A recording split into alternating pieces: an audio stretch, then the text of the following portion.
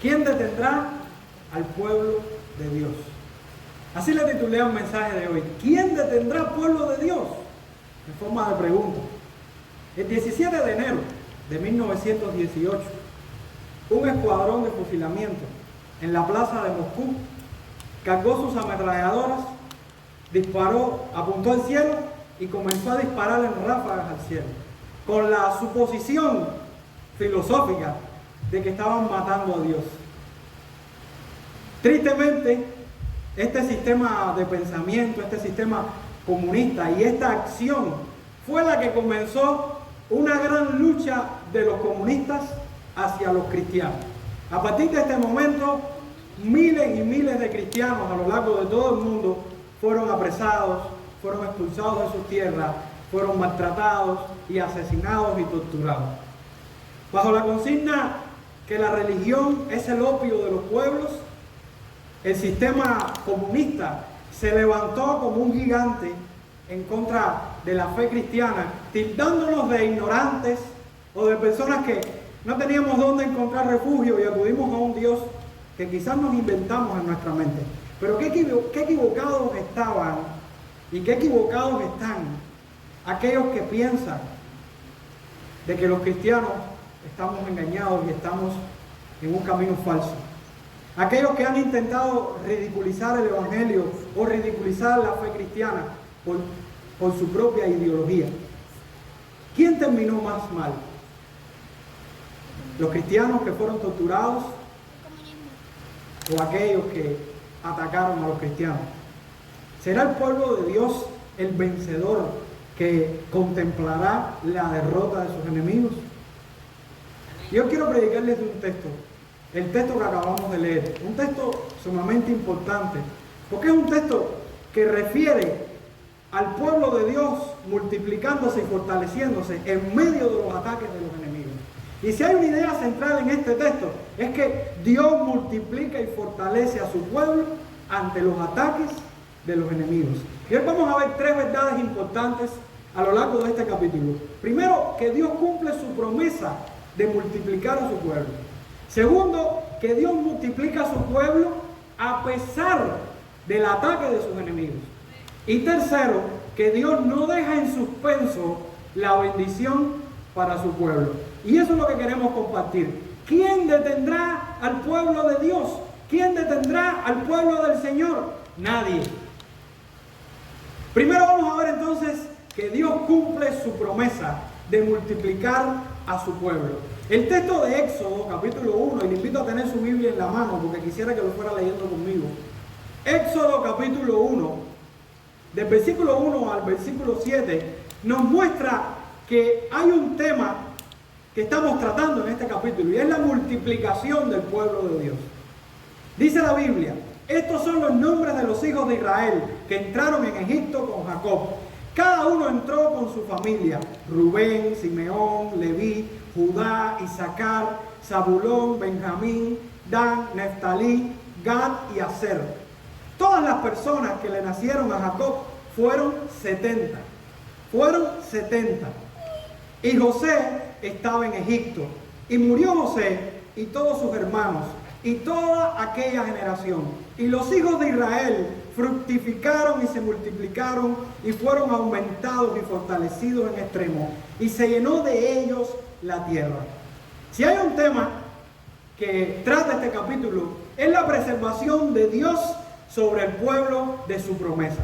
Y esto es evidente en estos primeros versículos. Dice que desde los 70 que entraron a la tierra de Egipto, Dios los multiplicó. Como dice la traducción de nuestra Biblia, fueron fortalecidos y se multiplicaron y fueron aumentados y fortalecidos en extremo. Y se llenó de ellos la tierra. Esto, aunque parezca insignificante, no es una obra simple, hermanos. Dios es digno de confianza, porque de la nada lo hizo todo. De la infertilidad hizo un pueblo. De la incredulidad llamó a un pueblo. Y ese Dios fue un Dios que hizo promesas en un pasado. Y las estamos viendo en el presente del libro de Éxodo, ahí visibles. ¿Usted ha escuchado que Dios hizo un pacto con Abraham? Abraham, el bisabuelo de José, tuvo un encuentro con Dios, Dios lo llamó. En Génesis capítulo 12, Dios había llamado a Abraham de su tierra y de su parentela. Le había salvado y había hecho un pacto con él. Dios pone a Abraham, lo pone como el representante o la cabeza federal de un pacto.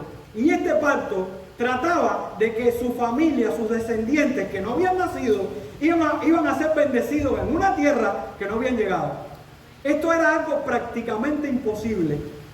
La infertilidad de su esposa, los años, toda la situación que se estaba mostrando alrededor de Abraham, decía que eso no iba a ser posible. Sin embargo, Dios hace un pacto con Abraham. Con este pacto, Dios está ampliando una promesa que hizo en Génesis capítulo 3:15, cuando la serpiente dice que la simiente de la mujer aplastará a la de la serpiente. Y esta promesa que Dios hace en Génesis 3:15, ahora la está ampliando a través del pacto que está haciendo con Abraham. Un pacto que está definiendo por dónde va a venir la simiente de la mujer, de dónde va a salir la simiente de la mujer. Ven cómo la teología en la Biblia, en el Antiguo Testamento, va en aumento, es progresiva, y a medida que vas pasando el tiempo, vas entendiendo cómo se va expandiendo este plan de redención. En Génesis 15, Dios confirma esa promesa y ese pacto que hace con Abraham. En este momento hace un juramento de sangre. Dios no miente. Y Dios hace un juramento de sangre a través de un grupo de animales que se pican al medio y la sangre pasa por las lomitas y cae en una zanja. Y en ese momento el Señor se muestra a Abraham y cumple, y promete cumplir las palabras del pacto. Y Él le promete a Abraham y le dice: ten por cierto que tu descendencia morará en tierra ajena y será esclava allí y será oprimida 400 años, mas también a la nación a la cual servirán juzgaré yo, y después de esto saldrán con gran riqueza. El Señor le está prometiendo a Abraham que iban a estar en Egipto, pero que iban a salir de Egipto y que iban a ser derrotados sus enemigos. Y aquí estamos viendo a Israel en un contexto muy diferente al contexto donde estaba Abraham. Israel cumpliendo, siendo parte del cumplimiento de estas promesas que Dios le da a Abraham. En Génesis 17, Dios expande su pacto. Y ese pacto que hizo en el capítulo 12, que confirma en el capítulo 15 de Génesis, y ahora en el capítulo 17 lo está expandiendo, mostrando que de esa familia vendrían reyes, y también que había una señal del pacto, que era la circuncisión. Ahora, si regresamos a Éxodo capítulo 1, y es valiosa esta explicación, nosotros vamos a ver cómo Moisés nos está confirmando el cumplimiento de este pacto hecho a Abraham, específicamente en el área de su familia. Dice que entraron 70 personas. Ya eso era un logro para lo que vivió Abraham. Ya en el momento donde entran a Éxodo, en Éxodo, eran 70 personas de la familia de Jacob, el nieto de Abraham. Pero ¿saben cuántas personas salieron de Egipto? Si nosotros vamos a Éxodo capítulo 12, verso 37, dice que eran 600,000 hombres sin contar los niños.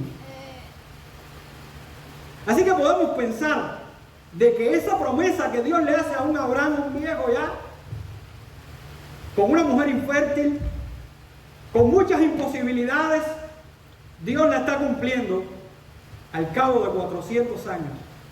Como se demoran a veces las respuestas de Dios, pero Dios es firme en sus palabras. Y Dios prometió a Abraham una descendencia como las estrellas del cielo, como la arena del mar. Y esa descendencia se está viendo ahí en el cumplimiento de las promesas de Dios. Solo está en las manos de Dios multiplicar y preservar a esa familia de la promesa de Él mismo. ¿Cuántas amenazas ha enfrentado esta familia? ¿Y cuántas amenazas tendrá que enfrentar a partir de este momento? Porque ahora viene la segunda verdad del texto, y es la verdad más amplia. Porque Dios multiplica a su pueblo, a ese pueblo de la promesa, a pesar de la opresión de sus enemigos. El pueblo de Dios tendrá, mientras exista en esta tierra, enemigos que se levantarán contra él. En este caso, en el capítulo 1 de Éxodo, estamos viendo cómo se levanta el enemigo fuertemente contra el pueblo de Dios. Y ahora vemos que el escritor desarrolla la idea central del texto para enseñarnos de que el pueblo de Dios es multiplicado y fortalecido a pesar de las amenazas, de los ataques de sus enemigos. A nadie le gusta pasar pruebas y dificultades. Sin embargo, el Señor a su pueblo le da la victoria ante esas pruebas y dificultades. Amén. Si nosotros hacemos una lectura rápida del capítulo, vemos que el rey de Egipto se inquieta negativamente por la multiplicación de Israel. Vamos al versículo 8, del versículo 8 al versículo 10, donde nos dice la Biblia: entre tanto se levantó sobre Egipto un nuevo rey que no conocía a José, y dijo a su pueblo: he aquí, el pueblo de los hijos de Israel es mayor y más fuerte que nosotros. Ahora pues, seamos sabios para con él, para que no se multiplique y acontezca que viniendo guerra, él también se una a nuestros enemigos y pelee contra nosotros y se vaya de la tierra. Hermanos, miren qué interesante, porque el pueblo de Dios en una tierra extranjera era mayor y más fuerte que los habitantes, que los pobladores nativos de esa tierra. Y esto despertó en los egipcios temor. Si este pueblo se une a nuestros enemigos, que es más grande que nosotros, nos va a derrotar. Y vemos cómo el rey, el faraón de Egipto, siente cosas negativas en contra del pueblo de Dios.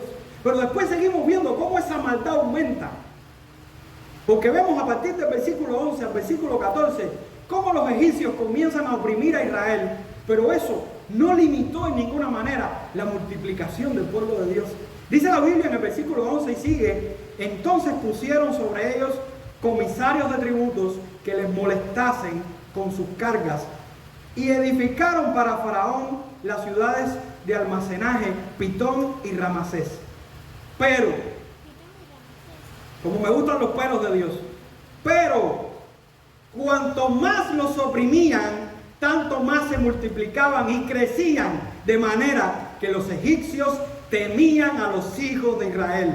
Y los egipcios hicieron servir a los hijos de Israel con dureza y amargaron su vida con dura servidumbre en hacer barro y ladrillo, y en toda labor del campo, y en todo su servicio, el cual los obligaban con rigor. Amados hermanos, el pueblo de Israel, la familia de Jacob, la familia de Isaac, la familia de Abraham, estaba siendo oprimida fuertemente por hombres que pusieron en medio de Egipto para que los oprimieran, para que los molestaran.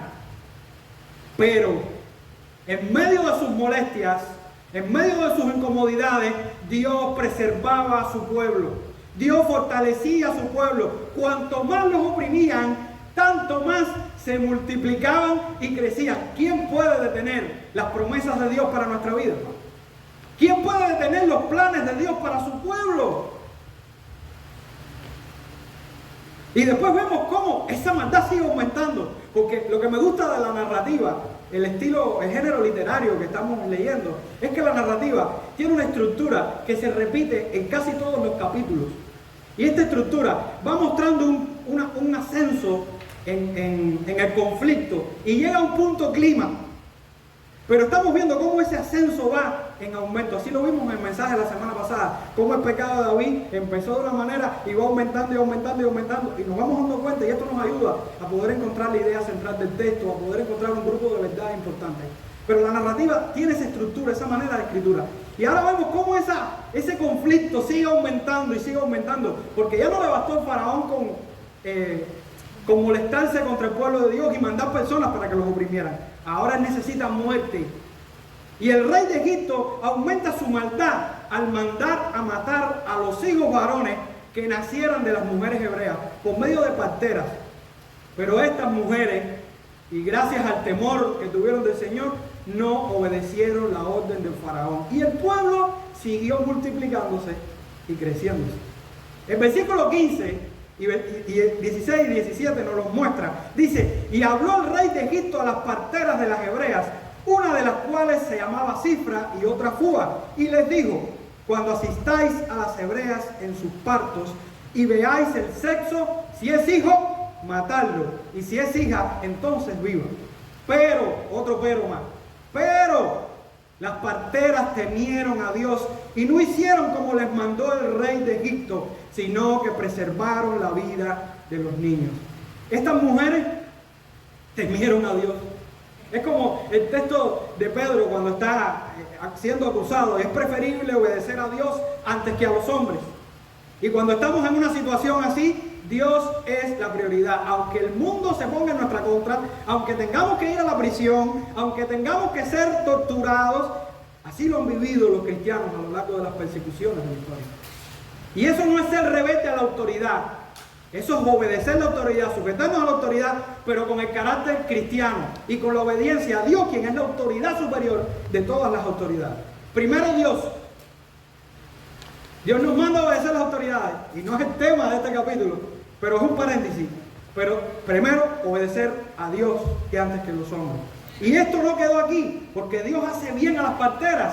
¡Qué bendición! Aquellas que ayudaron al pueblo de Dios son bendecidas, son ayudadas por Dios. Y el pueblo siguió multiplicándose, porque vemos al versículo 18, al versículo 21 que nos dice: y el rey de Egipto hizo llamar a las parteras y les dijo: ¿por qué habéis hecho esto? Que habéis preservado la vida de los niños. Y las parteras respondieron a Faraón: porque las mujeres hebreas no son como las egipcias, pues son robustas y dan a luz antes que la partera venga a ellas. Y Dios hizo bien a las parteras, y el pueblo se multiplicó y se fortaleció en gran manera. Y por haber las parteras temido a Dios, Él prosperó sus familias. Casi estamos terminando el capítulo, pero no estamos terminando el mensaje. Dios multiplica a su pueblo a pesar de la furia de sus enemigos. ¿Qué estamos viendo en este capítulo? La preservación de Dios sobre su promesa. Amén. La preservación de Dios sobre un pacto que había hecho con Abraham muchos años antes. Y lo fue desarrollando, y lo fue desarrollando, y lo fue desarrollando. Y ahora está cumpliendo esta parte del pacto de la multiplicación de los descendientes de Abraham. Ese que es el pueblo de Dios. Pero los enemigos se han levantado en contra de ese pueblo que Dios escogió con fuerza y han hecho todo tipo de artimaña para que ese pueblo no crezca, para que no se cumpla esa promesa de Dios. Sin embargo, a pesar de la furia de los enemigos, a pesar de los ataques de los enemigos, Dios siguió multiplicando y fortaleciendo a su pueblo. Esto me recuerda a Diocleciano, el último entre 10 emperadores que se caracterizaron en su persecución contra los cristianos en los primeros 3 siglos. Esto fue cerca del año 285, el año 305 aproximadamente. Este hombre ya habían agotado todos los recursos de persecuciones contra la iglesia. Y este hombre ya parece que no tenía más nada que hacer y dijo: bueno, vamos a crear una estrategia nueva. Ahora la persecución va a ser de esta manera. Vamos a destruirle los templos. Vamos a expulsar del ejército o del gobierno a todos los que son cristianos.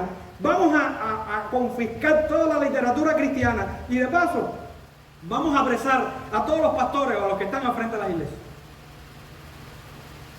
Este hombre, a través de sus estrategias, trató de pensar que iba a parar el pueblo de Dios. 10 grandes persecuciones, eso es el número 10. Los 9 que están ante mí no lo pudieron hacer. ¿Y usted cree que Diocleciano tuvo éxito? Esto me recuerda a Nerón, en el año 64, con el incendio de Roma, que quiso culpar a los cristianos, o hizo que se vieran culpables los cristianos por este incendio, cuando estoy persuadido de creer que fue él el culpable. ¿Y qué pensó hacer con esto? Extinguir el cristianismo. Ahí mueren, tras estas persecuciones de Nerón, mueren Pedro y Pablo. Pero eso paró el cristianismo. Eso paró al pueblo de Dios. Eso limitó al pueblo de Dios a que siguiera creciendo. ¿Dónde están Faraón, Diocleciano, Nerón y sus imperios, hermanos? ¿Dónde están?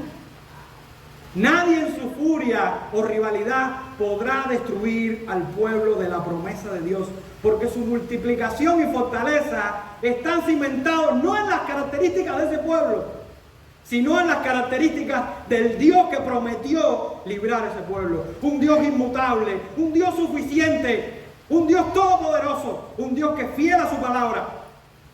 Amados, tenemos un Dios tan grande que nuestra mente no puede comprender ni tan siquiera una pizca de la grandeza que tiene ese Dios. Solo lo que nos ha sido revelado en la Escritura.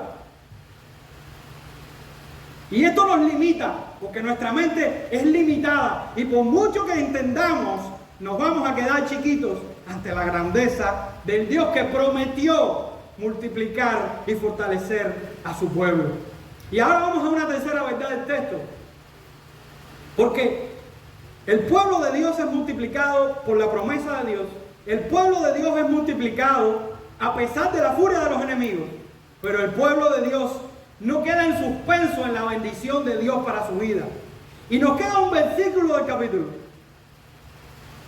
Y cuando nosotros estamos leyendo la narrativa, la estructura es tipo un triángulo que va en un conflicto.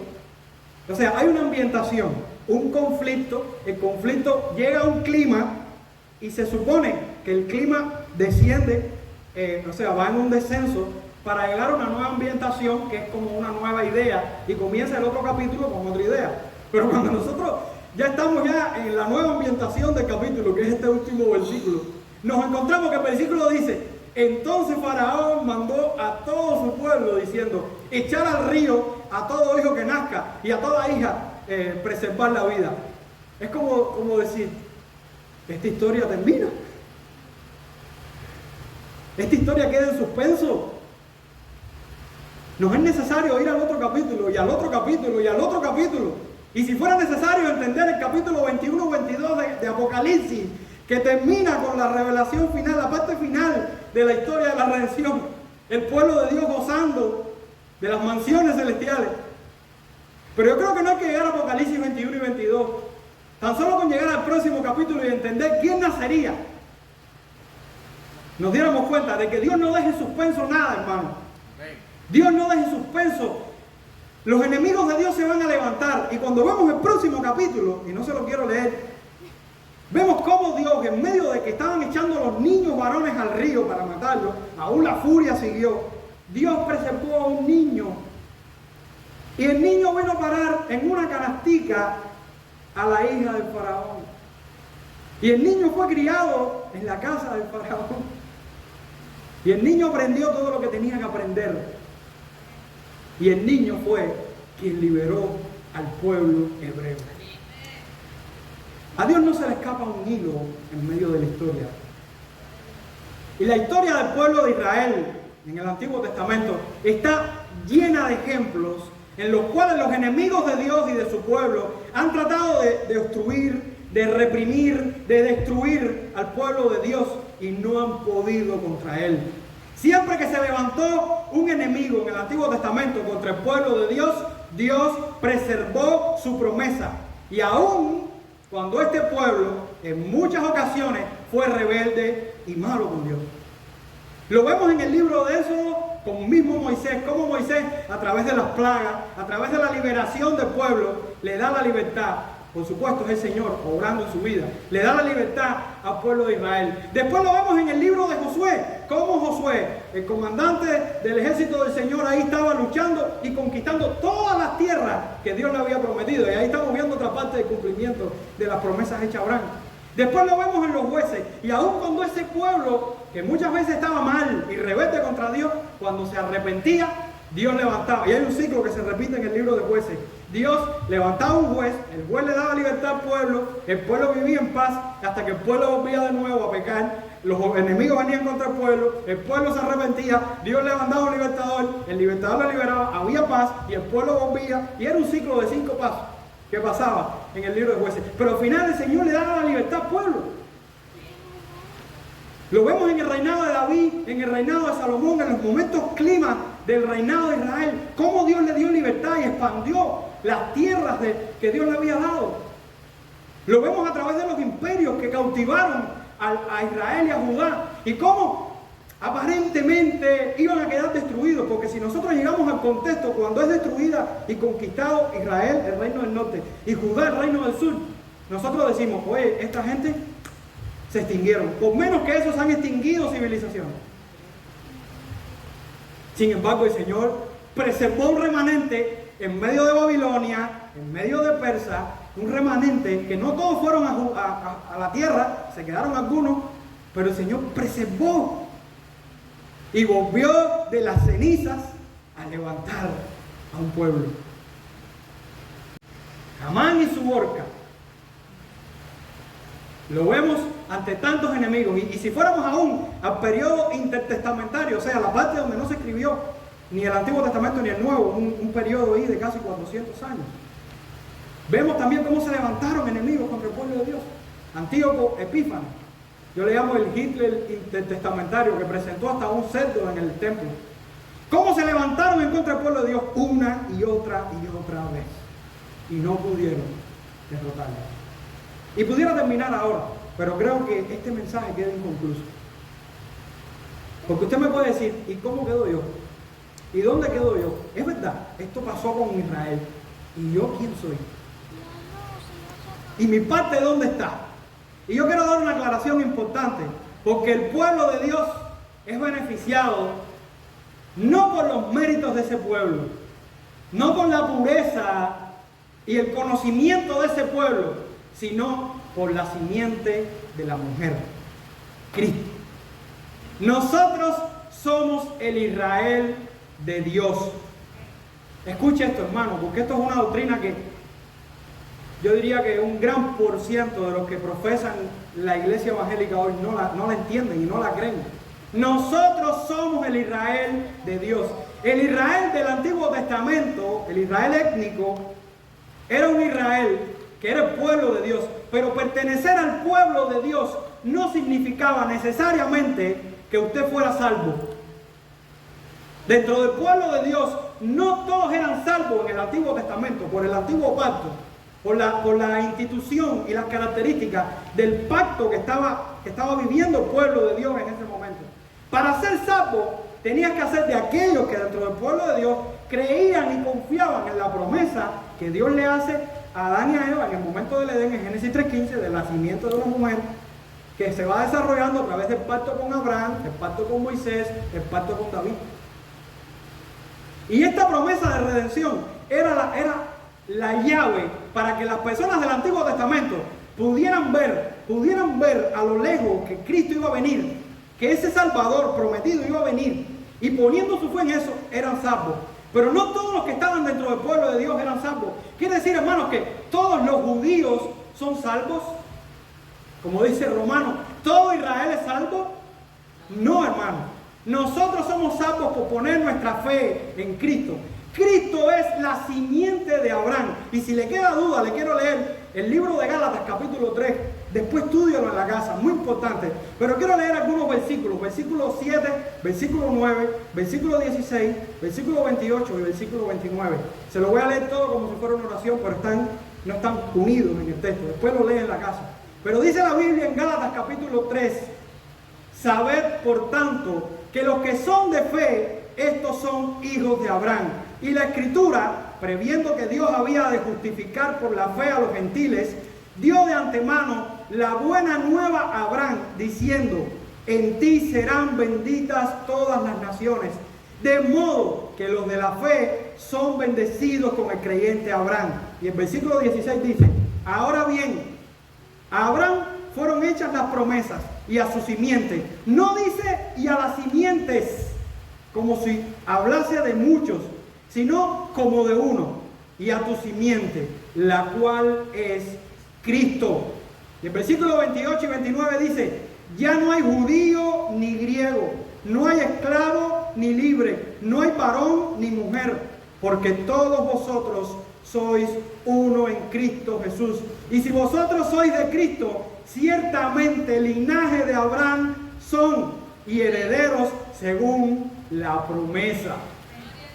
Amados hermanos, seas del Antiguo Testamento o seas del Nuevo Testamento, si tu fe no está puesta en esa promesa, la cual Dios dio de un Salvador que vendría, usted no es salvo y no es beneficiado por los logros de esta promesa.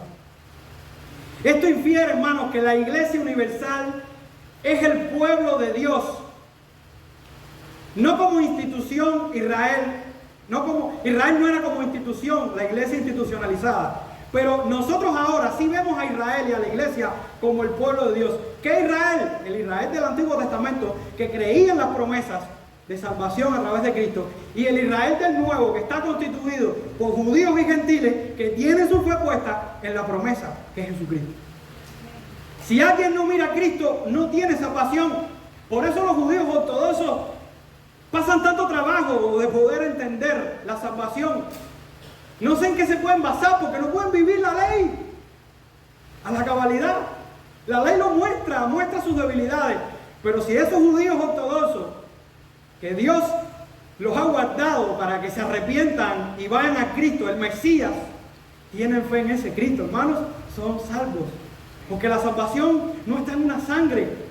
La salvación está en la gracia, en la cual nuestra fe está puesta en esa obra de Cristo en el Calvario, hermanos. De manera que podemos decir que el pueblo de Dios somos nosotros, y que esas promesas hechas a Abraham vienen para nosotros, las recibimos nosotros. Así que, amados hermanos, así como Israel estaba en Éxodo capítulo 1, fortaleciéndose y multiplicándose en medio de las opresiones de sus enemigos, así nosotros hoy, los cristianos, aquellos que creemos en Cristo, seamos judíos o seamos gentiles, tenemos esas bendiciones.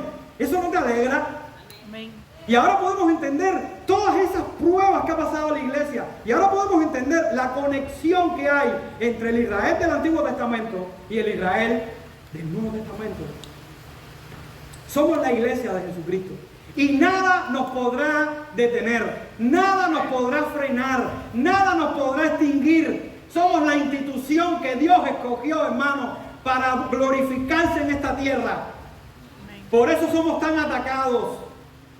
Por eso nos han tratado de atemorizar y nos han sembrado la duda. Pero usted esté convencido que usted pertenece a la mejor institución del cielo en esta tierra. Cuando a Cristo lo fueron a matar, pensaron que iban a terminar con todo. Sin embargo, eso fue el inicio de una revolución, de la revolución de la fe. El inicio de una revolución que transformó el mundo. Nuestra era empieza por ahí.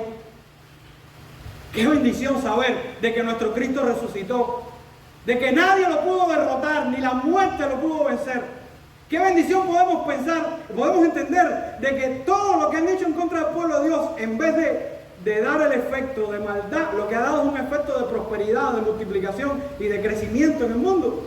Porque cuando pensaron que iban a extinguir a los apóstoles, vamos a acabar con todos los apóstoles, y vinieron las persecuciones sobre la iglesia, tanto judías como gentiles, y mataron a todos los apóstoles, incluso al apóstol Juan, que fue el único que no fue mártir. Según los historiadores, lo echaron en una olla de aceite hirviendo, y Dios preservó su vida y no murió. Eso es una historia extrabíblica, pero en la historia lo registra. Pero todos murieron o crucificados, o con lanza, o a espada, y se acabó el cristianismo. Al contrario, la iglesia siguió creciendo, y cuando el Imperio Romano en sus primeros 300 años se levantó con toda la furia del infierno contra la iglesia, y los metieron en los coliseos romanos, y mataban a sus hijos delante de sus padres, y los crucificaban, y les prendían candela como antorchas en medio de los pueblos, cuando les arrancaban la piel. ¿Y cuántas torturas pudieron innovar todos estos sanguinarios? De todo tipo, la que usted se puede imaginar. Pero Dios preservó a su pueblo. ¿Cuántos enemigos internos se levantaron en medio del pueblo de Dios con falsas doctrinas, con inmorales? ¿Cuántos enemigos externos se han levantado con su furia contra el pueblo de Dios? Pensemos nada más que en los musulmanes. A partir del siglo VII con Mahoma, y cuando empieza el imperio musulmán, ¿a cuántos cristianos han matado en toda la historia? Hoy siguen matando cristianos en países musulmanes. Y la Iglesia Católica no la podemos dejar afuera, porque en la Edad Media fueron los años más oscuros de la historia.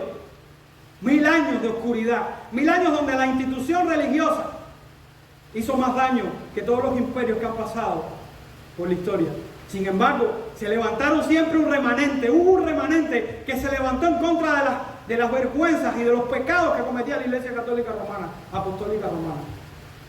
Y ahí vemos a los precursores de la Reforma, ahí vemos a los reformadores, ahí vemos a otras generaciones de reformadores, vemos a los puritanos, cómo salen huyendo de Europa y llegan a los Estados Unidos. Y hoy o sea, el país en el que nosotros estamos pisando es beneficiado aún por esa persecución. Miren cómo Dios tomó aún ese mal para bien. Y cómo llegó el Evangelio a este país a través de las persecuciones y personas huyendo de las persecuciones. Amados hermanos, todo enemigo que se ha levantado en contra de la iglesia ha terminado en la ruina.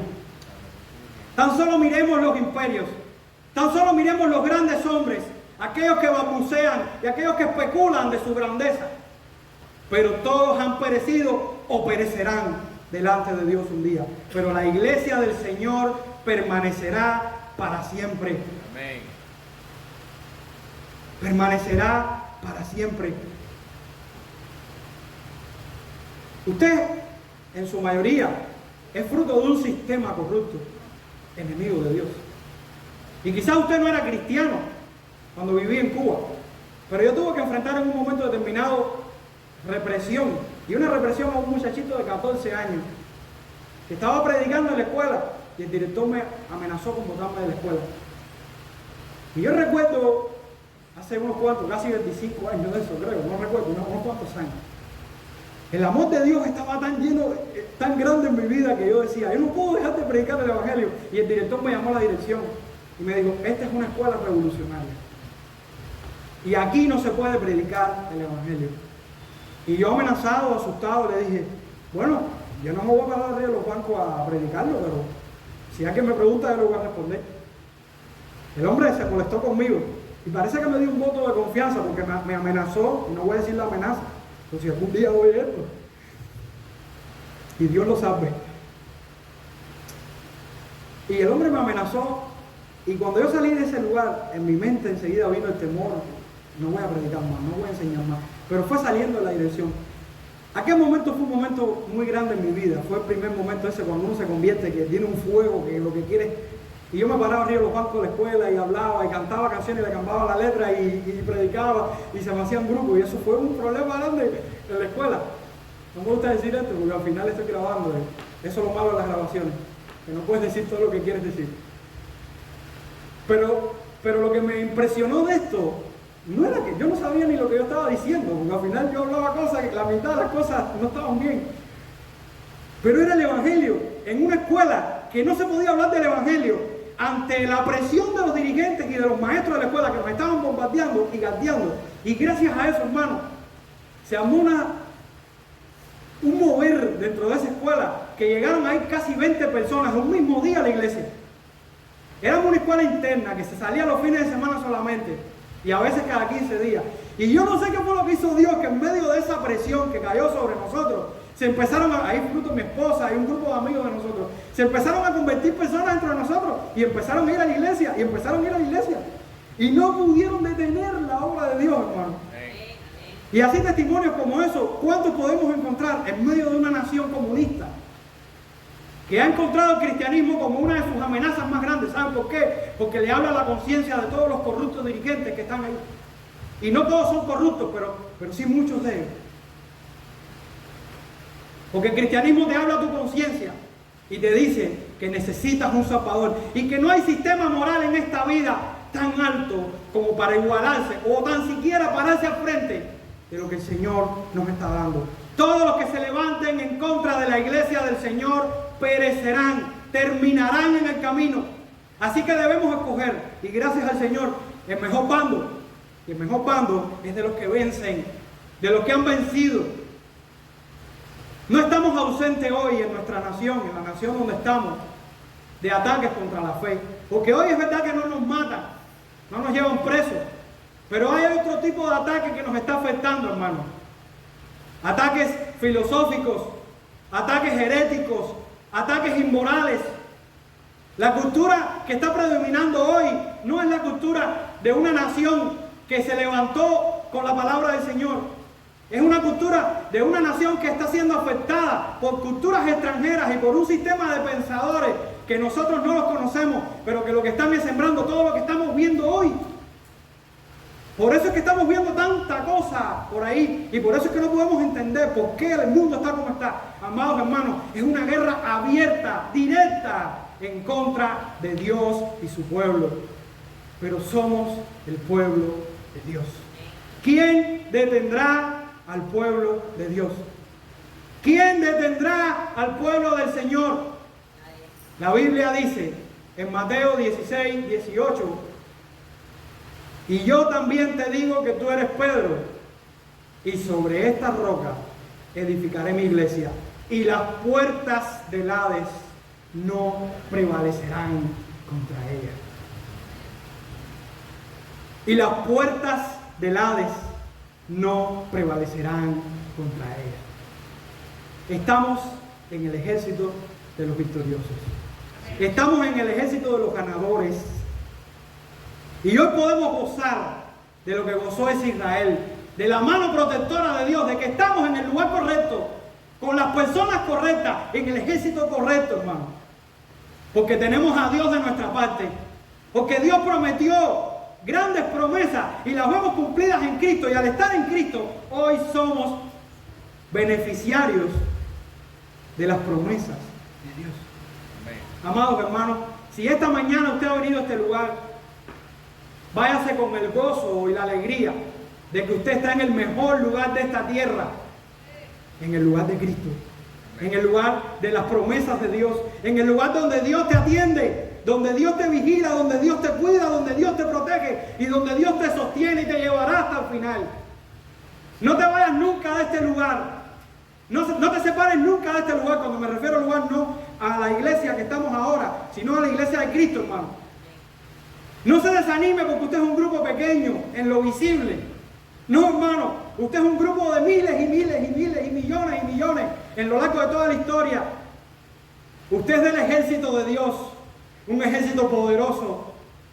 Usted es del lugar más importante de esta tierra.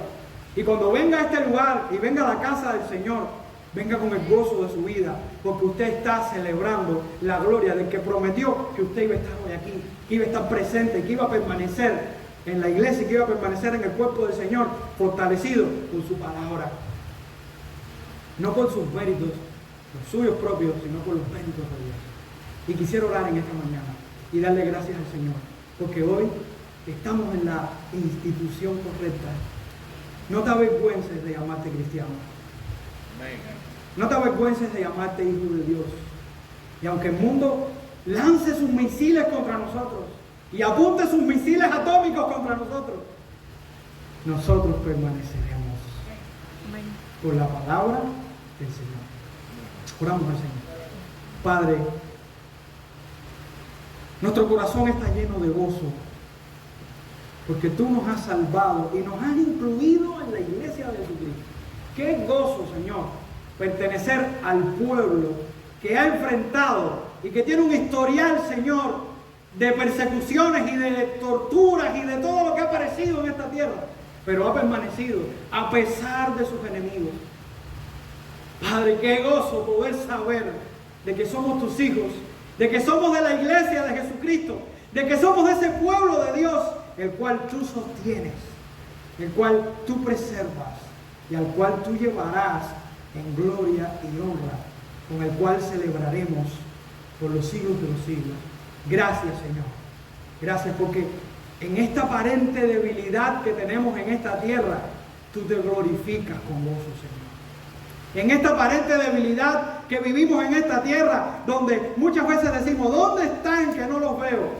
Tú tienes más de 9,000, más de 10,000, más de 1,000,000 que no han doblado sus rodillas ante Baal. Y hoy estamos agradecidos porque somos parte de esos que no se conocen, que no son famosos, que no tienen nada extraordinario, pero tienen lo más grande, que es el que no ha perdido una batalla, que es el que siempre ha ganado y el que llevará a su pueblo de gloria en gloria en Cristo Jesús. Señor, te agradecemos una vez más, porque tú eres nuestro Dios y nosotros somos tu pueblo. En el nombre de Jesús. Amén y amén. Gloria a Dios, hermano. Gloria a Dios. ¿Quién detendrá al pueblo del Señor? Nadie. Absolutamente nadie. Amén.